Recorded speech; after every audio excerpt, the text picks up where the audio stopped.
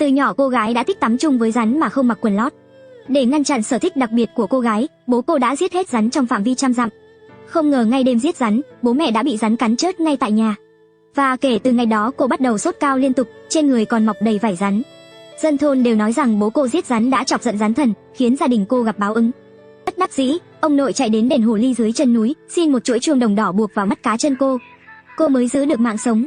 Không chỉ hết sốt mà vảy rắn trên người cũng bắt đầu biến mất. Ban đầu cô tưởng cơn ác mộng sẽ kết thúc ở đây, nhưng vào ngày sinh nhật lần thứ 19 của cô, vảy rắn lại xuất hiện trên mu bàn tay. Tối hôm đó còn có mấy con rắn chui vào chăn của cô, ra sức cọ sát vào đùi và ngực cô. Cô hiểu những điều này có ý nghĩa gì, nhưng giờ ông nội đã mất, không còn ai có thể xin cho cô một chuỗi chuông mới để bảo vệ mạng sống nữa. Bất đắc dĩ, bà nội đành đưa cô đến tìm bà Đồng hàng xóm, muốn tìm cho cô một tia hy vọng.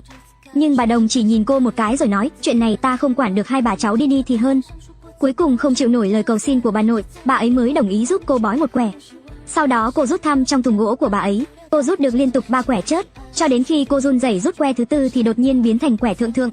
Bà Đồng nói cô có thể còn một tia hy vọng, nhưng quẻ này quá kỳ lạ, bà ấy không giải được mà phải hỏi tiên gia trong nhà. Nói rồi, bà ấy dẫn hai bà cháu vào từ đường nhà mình. Trong từ đường có một bài vị đối diện với hướng nam. Trên giấy đỏ có viết 4 chữ lớn màu đen, Hoàng Tiên Thái Gia. Bà ấy thắp một nén hương, hướng về bài vị vái một lạy. Sau khi báo sinh thần bát tự của cô lên, thì niệm mấy lời như mệnh của nữ ấy treo trên quẻ này, khó giải, vân vân. Sau đó thì cắm hương vào. Ai ngờ vừa cắm hương vào, thì một thứ gì đó ở trong bóng tối dưới chân bà ấy từ từ bò lên người bà. Ngay sau đó, toàn thân bà ấy run lên, bất ngờ quay phát lại nhìn hai bà cháu. Cổ phát ra tiếng kêu răng rắc như xương gãy, mắt cũng biến thành đồng tử nhỏ như hạt đậu đen, miệng nở một nụ cười kỳ lạ, giọng khàn khàn mở miệng. Nợ rắn đeo bám, phải rắn quấn thân, phải trả nợ, nếu không, chớt. Bà nội căng thẳng hỏi, đại tiên, nợ này phải trả như thế nào? Nợ rắn không nên hỏi ta mà phải hỏi tổ tiên của chúng. Bà nội còn muốn hỏi tiếp, nhưng bà Đồng lại run lên và trở lại bình thường. Bà ấy xoa xoa giữa mày, nói, các người vừa nghe thấy rồi đấy, tiên gia của tôi nói rồi, nhà họ Tô các người phải trả nợ. Nhưng trả thế nào thì không do ngài ấy quyết định. Bà nội vội hỏi, vậy thì ai quyết định ạ? Bà Đồng giải thích, nợ rắn phải hỏi thường tiên, thường tiên chính là Liễu Tiên. Nói rồi bà Đồng lại thắp một nén hương, sau đó lấy một nắm tro hương rắc lên mặt bàn. Tro hương tự động bay lên, không lâu sau thì biến thành một cái tên người. Sắc mặt bà Đồng tái mét, môi hơi run. Thường tiên cai quản khu này không phải là người dễ chọc. Các người chuẩn bị tâm lý đi. Cô gật đầu, bà Đồng, bà hỏi đi. Thấy cô đồng ý, bà Đồng bấm tay niệm chú, sau đó quỳ xuống hướng đông và liên tục dập đầu, dập đến mức trán chảy máu. Nén hương đang cháy đột nhiên tắt, bà Đồng cũng ngừng dập đầu, miệng lớn tiếng hô, cung nghênh Bạch Quân. Bà nội vội vàng kéo cô quỳ xuống, cô nổi hết cả da gà. Đột nhiên cô cảm thấy tim đập mạnh, trong nhà rất lạnh, trong bóng tối dường như có thứ gì đó đang nhìn chằm chằm vào cô. Nhà họ Tô thiếu nợ, hôm nay to gan hỏi Bạch Quân, nợ này phải trả như thế nào? Bà Đồng mở miệng nói. Lúc này, trong căn phòng tối om vang lên một giọng nói, nợ mạng đền mạng. Bà nội khóc nức nở, nhà họ Tô chúng tôi sắp chết hết rồi, ngài lấy mạng bà già này cũng được, nhưng xin ngài hãy để cho con bé được sống. Cô vội kéo bà nội lại, bảo bà đừng nói bậy. Nhưng lúc này, giọng nói đó lại tiếp tục, không chết cũng được, nhưng nợ bao nhiêu mạng thì phải trả bấy nhiêu, nhà các người chết bao nhiêu người thì coi như đã đền bấy nhiêu mạng rắn. Số còn lại thì hãy để cô gái này mang thai rắn để trả nợ. Năm xưa giết bao nhiêu thì bây giờ sinh bấy nhiêu. Bà nội sững sờ tại chỗ, sau đó run rẩy nói, Bạch Quân, cháu gái tôi đã đính hôn rồi, hôn ước này không thể hủy, hủy hôn thì nó sẽ không sống nổi. Nghe vậy, cô lại càng thấy khó hiểu, cô không biết mình đã đính hôn từ lúc nào. Bà Đồng cũng ngẩng đầu lên nhìn cô với vẻ kinh ngạc, dường như bà ấy đang ra hiệu cho cô và bà nội đừng nói bậy. Nhiệt độ trong nhà đột ngột giảm xuống, tiếng vảy rắn cọ sát trên sàn nhà bất ngờ vang lên, nhưng cô lại không nhìn thấy một con rắn nào cả, trong lòng không khỏi sợ hãi. Đột nhiên, tiếng cọ sát dừng lại sau lưng cô, một cái đuôi rắn lạnh ngắt bất ngờ quấn quanh mắt cá chân cô. Ngay sau đó, tiếng chuông từ mắt cá chân cô vang lên leng keng. Giọng nói đó cũng vang lên sau lưng cô, được lắm, thảo nào con cháu nhà họ Tô người thì chết, người thì bị thương, còn ngươi lại có thể sống khỏe mạnh đến năm 18 tuổi. Hóa ra là đã đính ước với con hồ ly đó. Cô vô cùng kinh ngạc, không hiểu hắn đang nói gì. Nếu đã cầu xin người khác bảo vệ ngươi, tại sao lại còn đến hỏi ta? Cái đuôi rắn đó bất ngờ siết chặt lại đến mức mắt cá chân cô đau nhói. Giọng nói tàn nhẫn, ta cho ngươi một cơ hội cuối cùng, mang thai rắn trả nợ cho nhà họ Tô các ngươi. Trong đầu cô hiện lên hình ảnh vô số con rắn quấn vào nhau. Một cảm giác buồn nôn ập đến, vì vậy, cô buột miệng nói, không thể nào, người sao có thể sinh ra rắn được. Bà Đồng lại bắt đầu dập đầu và run rẩy nói, xin Bạch Quân bớt giận, đứa trẻ này không hiểu chuyện. Lúc này, họ nghe thấy tiếng giọng nói đó cười lạnh. Cái đuôi rắn siết chặt mắt cá chân cô biến mất, nhiệt độ trong nhà dường như cũng tăng lên, nhưng nén hương đã tắt trước đó lại bất ngờ gãy làm đôi. Bà Đồng ngã ngồi xuống đất, xong rồi, rắn tiên nổi giận rồi. Sau đó, bà ấy chỉ vào cô và bà nội hét lớn, Hai người mau cút khỏi chỗ của tôi đi, tôi không muốn gặp xui xẻo cùng với hai người. Cô và bà nội gần như bị đuổi ra ngoài. Sau khi trở về nhà, bà nội như già đi trông thấy. Cô cũng hỏi câu đã kìm nén suốt dọc đường. Bà nội, cháu đính hôn với hồ ly là sao? Ánh mắt bà nội dừng lại ở chuỗi chuông đỏ trên mắt cá chân cô. Huyền Huyền, chuỗi chuông trên chân cháu gọi là chuông hồng xạ cổ đồng, là thứ mà năm xưa ông nội cháu đã xin được của một vị hồ tiên. Cô vô cùng kinh ngạc nhìn bà nội, tức là ông nội đã cầu xin hồ tiên bảo vệ cháu sao? Vậy thì chúng ta còn đi tìm bà đồng làm gì? Bà nội ngắt lời cô, nếu không có chuỗi chuông đỏ này, cháu đã chớt yểu như những đứa trẻ khác trong nhà họ Tô rồi. Nhưng chuông này chỉ có thể bảo vệ cháu đến năm 18 tuổi. Còn chuyện cháu đính hôn với hồ tiên thì bà cũng không rõ. Chỉ có ông nội cháu biết, bà chỉ biết chúng ta không thể phá vỡ giao ước với tiên gia. Nếu không, cháu sẽ mất mạng.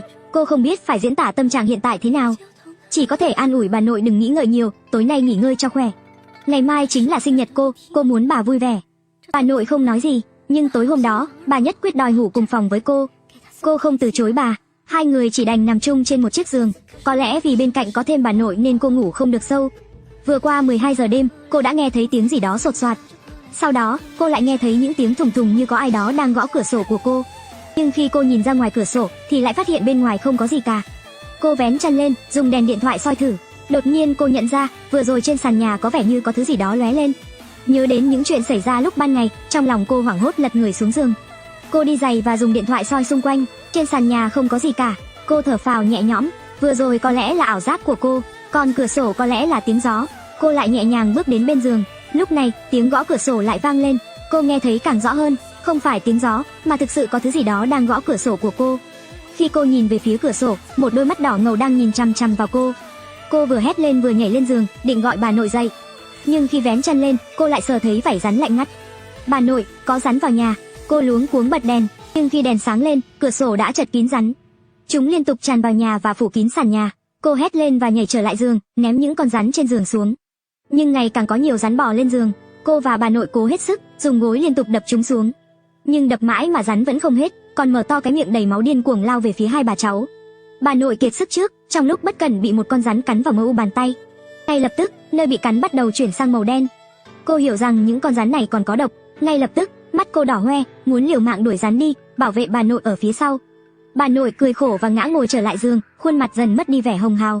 Cuối cùng vẫn không thoát được, nhìn đàn rắn chen chúc, cô đứng ở cửa nức nở khóc. Tôi biết tối nay ngài đã đến, tôi đồng ý với ngài, đồng ý mang thai rắn, được chưa? Đàn rắn không di chuyển nữa, những con rắn điên cuồng lao vào cô và bà nội cũng rút lui. Đàn rắn ở cửa đột nhiên dành ra một khoảng trống, một bóng người màu trắng xuất hiện ở đó. Cô nghiến răng, đỏ mắt nói, tôi đồng ý mang thai rắn, nhưng ngài có thể cứu bà nội tôi không? Nhìn hơi thở của bà nội ngày càng yếu, biểu cảm trên khuôn mặt cũng ngày càng đau đớn. Cô cảm thấy lạnh lẽo trong lòng, nghĩ đến việc cô phải trơ mắt nhìn người thân cuối cùng của mình chết trước mặt, mắt cô lại nhòe đi. Người đàn ông đó đột nhiên ngoắc ngón tay về phía cô. Lại đây, vì sợ hãi nên cô không dám đến gần hắn. Lúc này, đàn rắn đột nhiên nhường đường. Người đàn ông mặc áo trắng bước nhanh về phía cô, nắm chặt lấy cánh tay cô và kéo cô xuống khỏi giường. Hắn không quan tâm đến sự giãy giụa và phản kháng của cô, mà trực tiếp bế cô lên, ném xuống giường ở một căn phòng khác, rồi từ trên cao nhìn xuống cô. Ta cho ngươi một cơ hội này, ta cứu bà ngươi, còn ngươi mang thai rắn để trả nợ. Ánh mắt hắn dừng lại ở mắt cá chân cô. Chuỗi chuông mặc dù đã mất đi tác dụng, nhưng cô đã quen đeo nó hàng ngày nên vẫn không tháo ra. Hắn giật mạnh nó xuống, đáy mắt tràn đầy lửa giận. Chỉ là một con hồ ly, hắn là cái thá gì chứ? Trong lúc cô đau đớn, hắn thò một tay vào trong váy ngủ của cô. Làn da của hắn mát lạnh, không giống người thường. Bàn tay đó vuốt ve từng tấc da thịt của cô từ dưới lên trên. Từ đùi trượt dần và sâu hơn khiến cô không tự chủ được mà run rẩy. Cô hoảng sợ, run rẩy muốn tránh xa nhưng hắn lại giữ chặt cô lại. Môi hắn còn nhẹ nhàng chạm vào môi cô. Đột nhiên cô thấy đầu óc trống rỗng, chỉ cảm thấy dưới thân cũng tê dại, chỉ có thể mặc hắn làm bậy. Cho đến khi hắn đè hẳn lên người cô mới chợt nhận ra, người đè lên cô căn bản không phải là người mà là một con rắn. Cô lại bắt đầu giãy giụa, nhưng sức mạnh khủng khiếp của hắn khiến cô không thể cử động. Cô chỉ đành quay đầu đi, nhục nhã nhắm mắt lại không nhìn hắn. Trong lòng cầu nguyện cho mọi chuyện nhanh chóng qua đi, bàn tay còn lại của hắn bất ngờ bóp cằm cô, ép cô quay đầu lại, giọng nói như sắp bùng nổ. Tô Huyền, bây giờ là ngươi cầu xin ta mà ngươi lại có thái độ như vậy sao? Trong lòng cô buồn nôn, không dám mở mắt nhìn hắn. Nhưng hắn lại không nói gì nữa mà bóp chặt tay cô hơn. Những hành động tiếp theo khác hẳn sự dịu dàng trước đó. Hắn không hề quan tâm đến cảm xúc của cô, khiến cô đau đến mức rơi nước mắt. Cô muốn hét lên nhưng cổ họng như bị nhét một cục bông, chỉ có thể phát ra tiếng rên rỉ yếu ớt. Nỗi đau ở phía dưới khiến cô muốn liều mạng trốn khỏi căn phòng này. Nhưng cô lại cảm thấy hai mắt mình cũng hơi đau, nhưng cô không rảnh quan tâm đến sự khác thường của mắt. Cô thậm chí còn không khóc ra tiếng. Đêm đó cô hoàn toàn không biết mình đã ngất đi từ lúc nào. Khi tỉnh lại vào ngày hôm sau, trong phòng thoang thoảng mùi tanh của rắn và cả cảnh tượng kiều diễm. Cơ thể cô đau như sắp tan ra, cô nằm trên giường rất lâu mới cắn răng bò dậy đi xem bà nội. Vết thương trên mờ u bàn tay bà đã hết đen nhưng vẫn đang hôn mê. Cô xả một bồn nước và ngâm mình trong đó, khóc không thành tiếng. Đến trưa, cô thay một chiếc áo dài che đi những vết tích trên người rồi lại đến nhà bà Đồng.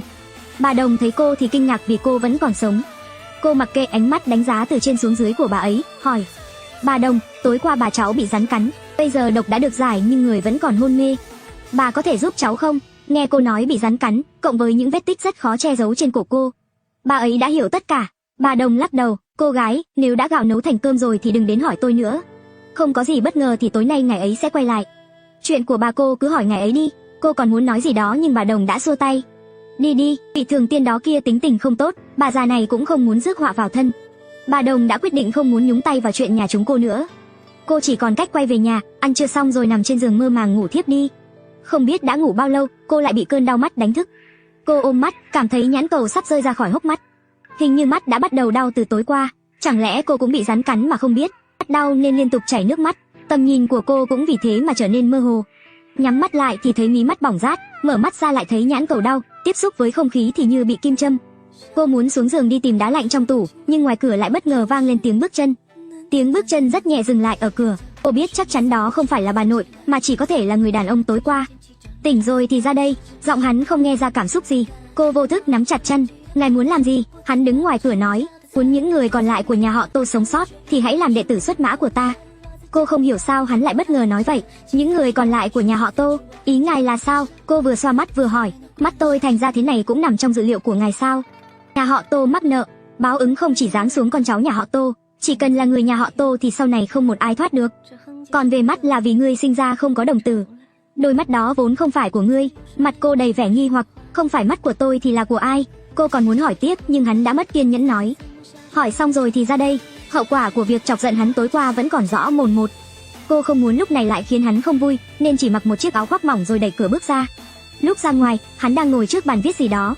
Nhìn thấy cô, hắn đặt bút xuống nói: "Một căn phòng sạch sẽ, 3 tấm thẻ gỗ sạch sẽ, dán 3 tờ giấy này hướng về phía đông, cứ vào ngày mùng 1 và ngày rằm thì thắp hương, hàng ngày cúng gà, vịt, cá, thịt tươi." "Tại sao lại bắt tôi làm đệ tử xuất mã của ngài?"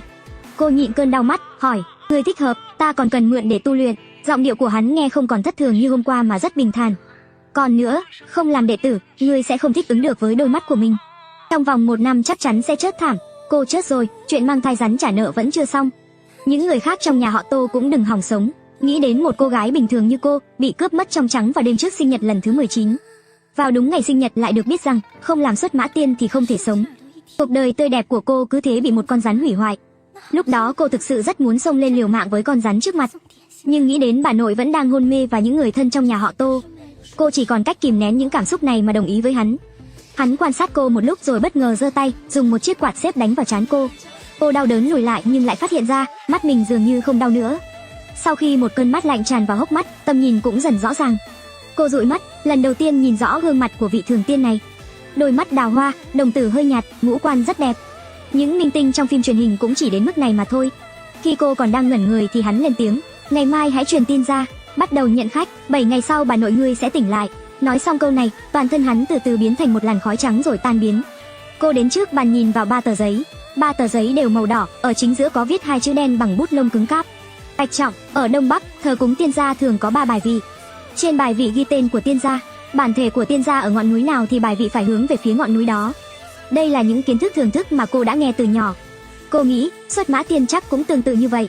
Vậy thì Bạch Trọng hẳn là tên của hắn. Trên 2 tờ giấy còn lại cũng viết tên của 2 người là Bạch Liễu và Bạch Hòe.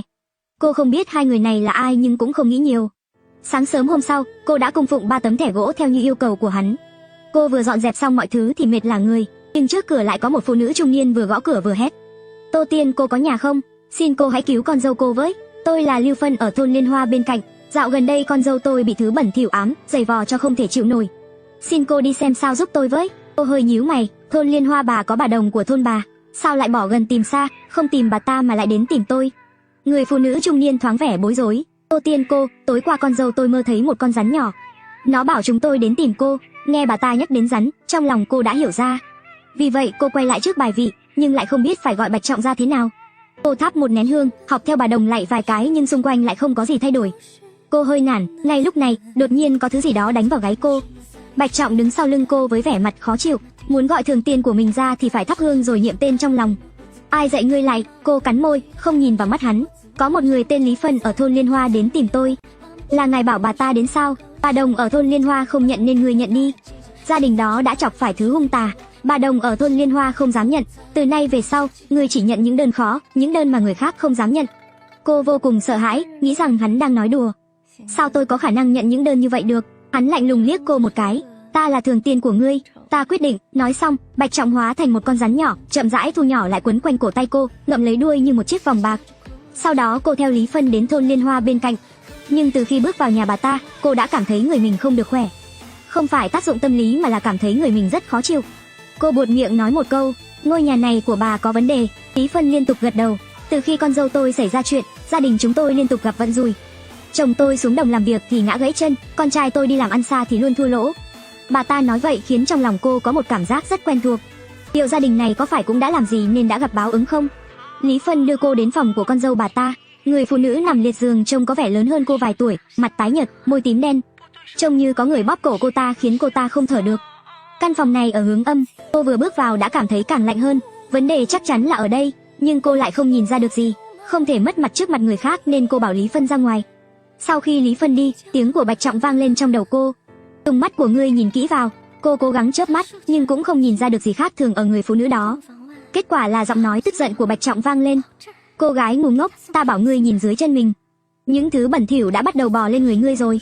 Cô vô cùng kinh hãi, nhưng cô nhìn xung quanh và dưới chân mình. Trong căn phòng này ngoài một người phụ nữ đang ốm thì không còn gì khác.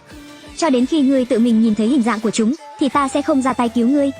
Bạch Trọng buông một câu nhẹ bẫng, thậm chí còn không có ý định giúp cô. Cô sờ cổ tay, hắn đã rời khỏi cổ tay cô và biến mất. Đột nhiên, tiếng cười của trẻ con vang lên trong phòng mà không có dấu hiệu báo trước. Cô giật mình lùi lại. Đột nhiên cô phát hiện ra đôi chân mình nặng trịch như thể có thứ gì đó buộc vào. Cô quay lại nắm lấy tay nắm cửa, vặn 2 lần thì phát hiện ra cửa không mở được. Người phụ nữ trên giường động đậy. Cô ta đột nhiên đưa 2 tay ra bóp cổ mình, sau đó quay đầu lại nhìn cô, giọng nói khàn khàn và điên cuồng. Cứu tôi với, cứu tôi với. Cô còn muốn khóc hơn cả cô ta. Bây giờ cô có thể cảm thấy có thứ gì đó đang bò lên chân mình, dọc theo đùi lên đến ngực cô. Nhưng cô thực sự không nhìn thấy gì cả. Đừng nói đến việc cứu cô ta, bây giờ cô còn tự lo cho mình không xong. Cô gọi Bạch Trọng nhưng hắn không trả lời cô, còn cô cũng đã bắt đầu khó thở. Cô hoảng loạn, bắt đầu cào cấu loạn xạ lên người mình. Kết quả là khi cô nhắm mắt lại thì của quạng sờ thấy một thứ gì đó thật. Nó giống như một đôi bàn tay nhỏ đang bóp cổ cô. Cô đột ngột mở mắt, cảm thấy trước mắt có một thứ gì đó xám xịt, chỉ là vẫn chưa nhìn rõ. Cô vội vàng hét lên, có một đôi bàn tay đang bóp cổ tôi. Giọng nói của Bạch Trọng vang lên, nhìn rõ xem rốt cuộc là thứ gì. Cô càng lúc càng khó thở, lần này ngay cả trước mắt cô cũng bắt đầu hoa mắt. Người phụ nữ trên giường đột nhiên ngã xuống, khóc lóc bò về phía cô. Cứu tôi với, đừng bỏ tôi ở đây. Cô không chống đỡ nổi cơ thể, dựa vào cửa từ từ trượt xuống. Ngay lúc này, lực ở cổ đột nhiên tăng lên, cô đau đớn đến mức nước mắt không kiểm soát được trào ra. Ngay lúc này, cô phát hiện ra sau khi nước mắt chảy ra, thì tầm nhìn của cô đột nhiên trở nên rõ ràng. Cô nhìn thấy 2 hốc mắt nhỏ xíu, trống rỗng vẫn đang chảy máu đen ngòm. Cô hét lên, là trẻ con. Đột nhiên, một bàn tay kéo mạnh lấy cô. Cô ngả người về phía trước, lực ở cổ đột nhiên biến mất không còn dấu vết. 3 con ma nhỏ ở ngay bên cạnh cô, con nào con nấy mặt mày dữ tợn, nhe răng trợn mắt muốn lao tới. Bạch Trọng cau mày đá một cú. Phụ nữ phá thai, những đứa trẻ chưa đủ tháng rất nhiều oán khí, rất dễ hóa thành vong nhi bám theo mẹ mình để báo thù. Cô ngẩng đầu lên, phát hiện ra trên người phụ nữ đang bò về phía cô, còn cõng theo một con ma nhỏ. Vậy là trong căn phòng này có tổng cộng 4 con ma nhỏ. Cô ta đã phá thai 4 lần. Bạch Trọng nheo mắt, có vẻ như trong quan niệm của loài người các ngươi thì điều này rất phổ biến. Hắn chỉ vào 4 con ma nhỏ đó, tất cả đều là con gái. Cô im lặng không nói gì, chỉ thấy người phụ nữ nằm trên đất cũng thật đáng thương. Cô ta cũng chỉ hơn cô vài tuổi. Lúc này cô lại nhớ đến những lời Lý Phân nói với cô lúc mới bước vào cửa. Cảm thấy gia đình này hoàn toàn là tự làm tự chịu. Dạy ngươi một thứ. Bạch Trọng vừa nói vừa vẫy tay. Con ma nhỏ đeo trên cổ người phụ nữ cũng hét lên và lăn xuống, lăn lộn trên sàn như thể bị thứ gì đó làm bỏng. Người phụ nữ cũng giống như bị rút hết sức lực, cả người lại ngất đi, không còn nhúc nhích. Hắn đứng bên cửa sổ. Người phụ nữ này phá thai 4 lần, vong nhi bám theo. Mà căn phòng này lại ở hướng âm, tà khí phát triển mạnh. Vong linh vốn chỉ gây họa cho người mẹ, thậm chí còn không tha cho cả gia đình. Nếu cứ mặc kệ như vậy, những người này chỉ có thể chết. Bạch Trọng đứng đó nhìn cô rất lạnh lùng. Những thứ nhỏ nhặt này, ta sẽ không ra tay xử lý. Ngươi đã cúng tên của ta và 2 chị em kia ở đường khẩu. Chỉ cần trong lòng thầm niệm tên của họ là có thể gọi họ ra. Cô vội vàng thầm niệm tên Bạch Liễu và Bạch Hòe. Quả nhiên bên chân cô xuất hiện hai con rắn hoa nhỏ. Hai con rắn hoa nhỏ lại từ từ biến thành một cặp song sinh. Trông chúng đều chỉ khoảng 10 tuổi. Một cô bé cười tươi như hoa, hành lễ với cô theo kiểu của người xưa. Em chào chị Huyền. Cô bé này vô cùng nhiệt tình, nhưng cô bé bên cạnh lại mặt lạnh tanh, chỉ nhìn cô mà không nói gì. Chị Huyền, em tên là Bạch Liễu. Em ấy là em gái em, Bạch Hòe. Nhưng em ấy không giỏi trừ tà. Lần sau chị muốn trừ tà thì không cần gọi em ấy ra. Bây giờ ở đây cứ giao cho em. Cô thở phào nhẹ nhõm, cuối cùng cũng có người dễ nói chuyện. Trên tay cô bé xuất hiện một con dao găm, đôi mắt đảo quanh, cười nói với cô. Chị Huyền đứng xa một chút nhé. Bạch Liễu cầm dao găm đi về phía 4 con ma nhỏ. Thật không ngờ lại đâm từng dao vào đầu chúng như cắt dưa hấu vậy. Máu đen nhớp nháp hôi thối bắn ra. Cô liên tục lùi lại, không còn thấy cô bé là một tiên gia dễ nói chuyện nữa. Sau khi 4 con ma nhỏ chớt hẳn thì hóa thành từng luồng khói đen tan biến. Tiếp đó Bạch Hòe đến bên người phụ nữ. Cô bé không nhỏ nhưng lại rất khỏe, không ngờ lại trực tiếp đưa người phụ nữ trở lại giường. Sau đó bắt đầu lật mí mắt rồi bắt mạch cho cô ta. Bạch Trọng lại biến thành một con rắn nhỏ quấn quanh cổ tay cô. Một lát sau Bạch Hòe đứng dậy, lạnh lùng nói, người này có thể sống rồi cùng Bạch Liễu biến mất. Tiếp đó cô gọi Lý Phân vào và nói với bà ta rằng những con ma nhỏ bám theo nhà bà ta đã hồn phi phách tán. Nghe vậy bà ta lập tức mừng rỡ nói, con dâu cuối cùng cũng vượt qua được cửa ải này, có thể tiếp tục nối dõi tông đường. Vừa nghe vậy, cô lập tức cười lạnh, tại sao 4 vong nhi này lại bám theo nhà bà rõ hơn ai hết. Tôi nói đến đây thôi, nếu sau này bà tiếp tục để con dâu phá thai thì cả nhà bà cứ chờ báo ứng đi. Ở gần đây chỉ có 2 xuất mã là tôi và bà Đồng. Hai chúng tôi đều không quan tâm, để xem lúc đó bà tìm ai. Cô cầm tiền, nhấc chân định rời đi. Kết quả cô vừa quay người đi thì đột nhiên có một bàn tay sờ vào mông cô.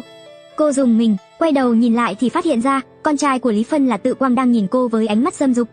Tiên cô, vợ tôi không có năng lực, không sinh được con trai. Tiên cô trẻ trung xinh đẹp, chắc là vẫn chưa chọn được chồng đúng không? Hay là cô chưa kịp tát vào mặt hắn thì Bạch Trọng trên cổ tay cô đã nhanh hơn, lập tức phi thẳng ra ngoài. Bạch Trọng cắn vào tay con trai Lý Phân. Khi hắn hét lên và nhảy ra xa thì Bạch Trọng lại nhanh chóng quấn lại quanh cổ tay cô. Hắn đau đớn lăn lộn trên đất rên rỉ, vết thương nhỏ bị cắn không ngừng chuyển từ tím sang đen. Chỉ vài giây sau cả bàn tay đều đen lại. Cô kinh ngạc trước thủ đoạn sấm sét của Bạch Trọng, đang định mở miệng nói gì đó thì Bạch Trọng trên cổ tay lại động đậy. Một con rắn đen lớn không biết từ đâu chui ra, trong nháy mắt quấn lấy mắt cá chân Lý Phân. Bà ta ngã sóng xoài ngã đất. Lý Phân nhìn con rắn đen hung dữ trên chân mình, trong nháy mắt khí thế biến mất hết, vội vàng cười nịnh cô. Cô chỉ thấy cả nhà họ đều là những kẻ vô lý, quay người về thẳng nhà. Không ngờ ngày hôm sau, cô lại bất ngờ nghe được tin đồn trong thôn nói cô là yêu nữ dẫn theo một ổ rắn, có thể hại người. Cô không cần nghĩ cũng biết, chắc chắn là Lý Phân sau đó đã trả thù bằng cách tung tin đồn. Hôm qua cô vừa đến nhà Lý Phân, ngay sau đó, cả bàn tay của con trai Lý Phân đã tàn phế như vậy. Bằng chứng không thể cãi, trong lúc nhất thời không tránh khỏi có người chỉ trỏ cô. Chuyện đã thành ra thế này, thì trong một thời gian ngắn sẽ chẳng có ai đến tìm cô xem bói nữa. Cô lập tức nghĩ, thời gian này hãy chuyên tâm chăm sóc bà trước đã. Nhưng ngay trong đêm hôm đó sau khi ngủ, cô đã có một giấc mơ kỳ lạ. Cô như đang ở trên một ngọn núi, trên núi cây cối tùm, mây mù bao phủ. Cô bị lạc trong núi, liên tục đi vòng quanh trong rừng. Rừng rất lớn nhưng lại tĩnh lặng đến mức không có một tiếng chim hót. Nhìn trời sắp tối, cô vô cùng lo lắng. Ngay lúc này, đột nhiên có người gọi tên cô, Huyền Huyền, giọng nói đó rất dịu dàng, vang lên từ cách đó không xa. Cô chậm rãi đi theo hướng phát ra tiếng nói, thật không ngờ lại nhanh chóng đi ra khỏi khu rừng. Một người đàn ông mà cô không nhìn rõ mặt đang đứng không xa. Hắn mặc một tấm áo trường sam màu đỏ, trông có vẻ giống trang phục của người dân tộc thiểu số, hơn nữa còn đi chân đất. Hắn dường như đang cười vẫy tay với cô từ từ đi về với hắn, nhưng ngay khi cô sắp đi đến trước mặt hắn, thì trước mắt đột nhiên tối sầm lại. Chỉ nghe một tiếng quát giận dữ rất quen thuộc, Tô Huyền. Cô giật mình tỉnh giấc, khi mở mắt ra thì thở dốc, bị tiếng quát giận dữ của hắn làm cho tim đập thình thịch. Bạch Trọng đứng bên giường cô, một tay ấn vào cổ cô, hơn nữa còn đang từ từ siết chặt lại. Khuôn mặt hắn u ám đến đáng sợ. Cô chậm rãi chạm vào tay hắn. Ngài sao vậy? Bạch Trọng nghiến răng như thể đang cố đè nén cơn giận dữ. Hắn bảo ngươi qua đó là ngươi liền qua đó à? Lúc này cô mới phản ứng lại, có phải hắn đang nói đến giấc mơ mà cô vừa mơ không? Nhưng làm sao hắn biết cô đã mơ thấy gì? Tô Huyền, ta sẽ không nhắc lại lần thứ hai, đừng để con hồ ly đó đến gần ngươi nữa. Bạch Trọng buông cô ra, lạnh lùng nói, trên người ngươi mang món nợ rắn của cả nhà họ Tô, mà bây giờ ngươi cũng là đệ tử xuất mã của ta. Hôn ước của ngươi với hắn đã bị xé bỏ, nếu để hắn nhân cơ hội quấn lấy ngươi thì ngươi và tất cả người nhà họ Tô đều đừng hòng sống. Cô mổ ho khan một lúc nhưng đầu óc lại ong ong. Người đàn ông mà cô mơ thấy chính là Hồ Tiên năm đó đã nói sẽ cưới cô sao? Hắn vào giấc mơ của cô là có chủ ý. Nhìn vết bầm tím trên cổ cô, Bạch Trọng khựng lại rồi nhẹ nhàng vuốt ve mặt cô, giọng nói dịu xuống vài phần. Tô Huyền, nhớ lấy lời ta nói, tránh xa hắn ra. Bạch Trọng quay người rời đi, chỉ để lại cho cô một bóng lưng. Cô biết chuyện rắc rối nhất cuối cùng cũng đến. Vị Hồ Tiên có hôn ước với cô đã quay trở lại. Khi nhắc đến vị Hồ Tiên đó, Bạch Trọng trở nên vô cùng đáng sợ. Cô tuyệt đối không thể đối nghịch lại hắn, nhưng nếu vị hồ tiên đó tức giận đến đây thì cô có thực sự bình an vô sự không? Ngay khi cô nghĩ rằng gần đây cô sẽ được rảnh rỗi thì rất nhanh lại có một vụ làm ăn khác đến. Chiều ngày hôm sau, cô lại nghe thấy tiếng gõ cửa. Người đến là người hàng xóm cũ của cô trước khi quê cô bị giải tỏa, chú Lưu. Cô mời chú Lưu vào nhà. Chú Lưu nói, nửa tháng trước, con trai chú từ thành phố về quê. Lúc về đến nhà vừa đúng nửa đêm, kết quả là nó nói rằng khi đang đi trên đường cao tốc thì đột nhiên phía trước xuất hiện một người phụ nữ không có phần thân dưới. Con trai chú không kịp phanh nên đã cứ vậy đạp ga lao thẳng qua. Sau khi về nhà, con trai chú không sao cả, nó cứ nghĩ là lúc đó chỉ hoa mắt, nhưng không ngờ sau đó, vợ nó lại bắt đầu không bình thường. Cứ đến đêm là con bé lại bò khắp phòng khách, tư thế đó giống như không có đôi chân vậy. Bà Đồng nói rằng con trai chú đã đưa ma nữ về nhà. Đàn ông dương khí thịnh, ma nữ không thể nhập vào nên cô ta chỉ có thể hại phụ nữ. Bà Đồng nói nếu cưỡng ép trừ tà thì con dâu chú sẽ bị liệt cả hai chân. Sau khi biết được đầu đuôi sự việc, cô định ngày hôm sau sẽ cùng chú Lưu đến xem. Nhưng giọng nói của Bạch Trọng lại bảo cô đến vào buổi tối để tiện xem tình hình của con dâu chú.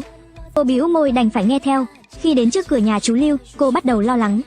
Hình như từ lần trước, mắt cô bắt đầu nhìn thấy những thứ bẩn thỉu. Cô nhìn thấy một đôi chân đầy máu đứng bất động trước cửa nhà chú. Đi ngang qua nó thực sự là một thử thách đối với tâm lý của cô. Trong tình huống này, cô nên gọi Bạch Trọng, nhưng có vẻ như hắn cũng không có ý định xuất hiện. Vì vậy, cô thầm gọi tên Bạch Liễu. Không lâu sau, cô bé đã đứng trước mặt cô. Cô chỉ vào đôi chân trước cửa nói, gia đình này đụng phải chuyện tà ma. Trong nhà có một người phụ nữ bị ma nữ nhập, nhưng bây giờ trước cửa lại có một thứ như thế này. Bạch Liễu tiến lên, đi vòng quanh đôi chân đó vài vòng, hoàn toàn không có ý định ra tay. Chị Huyền, đôi chân này theo con ma nữ bên trong đến, không thể động vào một cách dễ dàng. Nếu bây giờ em trừ đôi chân này, thì con ma nữ bên trong có thể sẽ làm loạn. Bạch Liễu biết cô sợ hãi, cũng không hỏi nhiều chuyện của cô và Bạch Trọng. Chỉ cười giơ một tay ra nắm tay cô, dắt cô bước qua đôi chân đó. Đi vào sân nhà chú Lưu nói với cô rằng chỉ cần đến khoảng 11 giờ là con dâu chú sẽ lật người xuống giường. Sau đó bỏ trong phòng khách bằng hai tay một cách kỳ lạ. Cô bảo họ cứ đợi bên ngoài, sau đó dẫn Bạch Liễu vào phòng ngủ. Khi cô đẩy cửa vào, con dâu chú Lưu không nằm trên giường. Cô ta nằm sấp trên giường, dùng khuỷu tay chống đỡ phần thân trên, lưng quay về phía cô, mặt hướng về phía cửa sổ. Cô thử gọi cô ta một tiếng, cô ta từ từ quay đầu lại. Lúc này cô thấy cô ta đang trợn mắt, miệng liên tục kéo về phía sau, nước bọt chảy ra. Nhưng cô ta chỉ quay lại nhìn cô một cái, sau đó lại nhìn ra ngoài cửa sổ. Con ma nữ này hẳn là bị xe đè gãy đôi chân, chớt oan trên đường. Người đàn ông trong nhà này lái xe về vào đêm đó vừa khéo đâm phải cô ta, nhưng chỉ đưa cô ta về mà không mang theo đôi chân của cô ta. Bạch Liễu chỉ vào cửa sổ, chị Huyền, hướng mà cô ta đối mặt hình như vừa khéo là đôi chân trước cửa nhà cô ta. Bạch Liễu tiến lên, con dao găm trong tay cô bé xoay vài vòng rồi lại được cô bé cất đi. Cô bé giơ tay ra với cô, chị Huyền, em không xử lý được chuyện này, chị phải tìm Bạch Hòe rồi. Xem ra lần này chủ yếu là cứu người. Cô lại gọi Bạch Hòe. Bạch Hòe nhìn thấy người phụ nữ đang ngồi trên giường thì cau mày. Cô tưởng cô bé lại không muốn nói chuyện, thì đột nhiên cô bé lại chủ động nói với cô. Lột hồn, cô không hiểu ý cô bé. Cô bé cũng không muốn giải thích với cô mà thẳng đến bên cửa sổ, tay dựng thẳng lên chém vào gáy người phụ nữ. Người phụ nữ kêu lên một tiếng kỳ lạ, tiếp đó mềm oặt như một vũng bùn. Bạch Hòe bắt mạch rồi bắt đầu châm cứu. Bạch Liễu đến sau lưng cô, nhẹ giọng nói, con ma nữ này đã nhập vào quá lâu, giết luôn cô ta thì người phụ nữ đó chắc chắn không chịu nổi. Vì vậy Bạch Hòe phải từ từ lột con ma nữ này ra, sau đó mới giết. Đôi chân đó bị con ma nữ dẫn đến, nếu đến muộn thêm vài ngày nữa, chờ đến khi đôi chân của con ma nữ vào nhà, người phụ nữ này có thể sẽ chết. Chỉ cần giết con ma nữ, đôi chân đó tự nhiên sẽ biến mất. Bạch Hòe đã châm kim vào các huyệt đạo trên người phụ nữ. Cô bé chủ động nói chuyện với cô lần thứ hai. Lột không? Cô không hiểu, cô bé đã bày sẵn trận thế rồi, sao lại đột nhiên hỏi cô có muốn lột hồn không? Cô không nghĩ nhiều, gật đầu ngay. Cô không hiểu cách lột hồn của Bạch Hòe. Tiếng khóc thảm thiết và đau đớn liên tục phát ra từ miệng người phụ nữ. Sau một nén hương, Bạch Hòe rút kim ra. Trong lòng bàn tay cô bé tụ lại một đám sương mù màu xám đen. Ngay lúc này, người phụ nữ trên giường cũng tỉnh lại. Đầu tiên cô ta ngẩn người vài giây, sau đó ôm mặt khóc nức nở, trông như vừa thoát khỏi kiếp nạn. Chú Lưu đứng bên ngoài không nhịn được mà gõ cửa. Cô thở phào nhẹ nhõm, định nói chú Lưu rằng bọn họ có thể vào rồi. Nhưng vừa định mở miệng thì trước mắt tối sầm, cô ngã ngồi xuống đất, cả người như bị rút hết sức lực, rơi vào trạng thái lúc nào cũng có thể mất đi ý thức. Ngươi tưởng xuất mã là để ngươi ngồi không hưởng lợi, bản thân không cần làm gì thật à? Trên đời này có chuyện tốt như vậy sao? Giọng nói của Bạch Trọng vang lên sau lưng cô, dọa cô giật mình. Bạch Liễu và Bạch Hòe quỳ một gối hành lễ, rồi im lặng lui về sau lưng Bạch Trọng. Cô chống tay xuống đất nhưng không thể đứng dậy. Hắn đứng sau lưng cô, chậm rãi nói ra những lời cay độc. Ngươi nói xem, nếu ta không dạy ngươi cách tu luyện, liệu ngươi có bị chính những tiên gia mà ngươi thờ cúng hại chết không? Hắn đưa tay kéo cô dậy. Lúc này, chú Lưu lại gõ cửa. Cô yếu ớt nói bảo chú Lưu đi vào. Sau khi phát hiện chân của người phụ nữ không có vấn đề gì, chú Lưu lập tức chạy đến nắm tay cô, vội vã muốn đưa tiền cho cô. Bạch Trọng lại bảo rằng phải nhận tiền. còn phải nhờ chú Lưu nói tốt cho cô trong thôn, phá tan những lời đồn không đúng sự thật đó. Vì vậy, cô đã nói chuyện đó với chú Lưu. Chú Lưu nói, bà Đồng còn không cứu được con dâu chú nhưng cháu lại cứu được. Bản lĩnh này không phải là rõ ràng sao? Chờ đấy, chú Lưu nhất định sẽ giúp cháu lấy lại danh dự trong thôn, bịt miệng những kẻ lắm mồm lại. Sau khi nhận được lời hứa của chú Lưu, cô thở phào nhẹ nhõm. Nghỉ ngơi một chút, mắt cô cũng không còn hoa nữa. Cô nhận tiền rồi đứng dậy cáo từ. Đường trong thôn buổi tối khó đi, cô dùng điện thoại làm đèn pin, vừa đi vừa thở hổn hển, càng ngày càng thấy hoa mắt, chưa đi được mấy bước thì ngã nhào xuống đất.